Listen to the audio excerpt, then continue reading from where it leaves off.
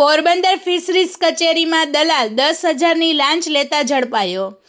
Porbandar anti corruption bureau toll free 1064 પર મળેલી ફરિયાદના આધારે પોરબંદર ફિશરીઝ કચેરી ખાતે આજે દલાલને 10,000ની લાંચ લેતા રંગે હાથ ઝડપાયો હતો। દિનેશભાઈ પ્રેમજીભાઈ સલેટ નામના વ્યક્તિને એસીબીની ટ્રેપ દરમિયાન ઝડપી લીધો હતો। મળતી માહિતી મુજબ એક ફિશરમેન દ્વારા મહિનાઓ પહેલા ફિશિંગ બોટનો કોલ નંબર મેળવવા માટે અરજી કરવામાં આવી હતી। લાંબા સમય સુધી કામગીરી ન થતાં અને કોલ નંબર ન મળતા અરજદારને અધિકારી દ્વારા દબાણ કરીને વહીવટ નક્કી કરવા કહ્યું હતું। નાયબ મત્સ્ય ઉદ્યોગ અધિક્ષક માટે 10,000ની ચૂકવણી કરવાની હતી।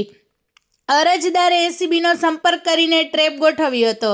આ ટ્રેપ દરમિયાન ફિશરીઝ કચેરીમાંથી અધિકારી ડીએલ ચૌહાણના દલાલ તરીકે કાર્યરત દિનેશભાઈને લાંચ સ્વીકારવાની પ્રક્રિયા દરમિયાન પકડી પાડવામાં આવ્યો હતો। ફિશરીઝ કચેરીમાં એજન્ટ પ્રથા બંધ હોવાના બોર્ડ લગાડ્યા હોવા છતાં એજન્ટોના મારફતે જ કાર્ય થાય છે તે એસીબીની કાર્યવાહીથી ફરી સાબિત થયું છે। નોંધનીય છે કે પોરબંદરની ફિશરીઝ કચેરી લાંબા સમયથી વિવાદો અને ગેરવહીવટના આરોપોને લઈને ચર્ચામાં રહી છે। આજે થયેલી કાર્યવાહી બાદ સરકારી અધિકારીઓ અને કર્મચારીઓમાં હલચલ મચી ગઈ છે।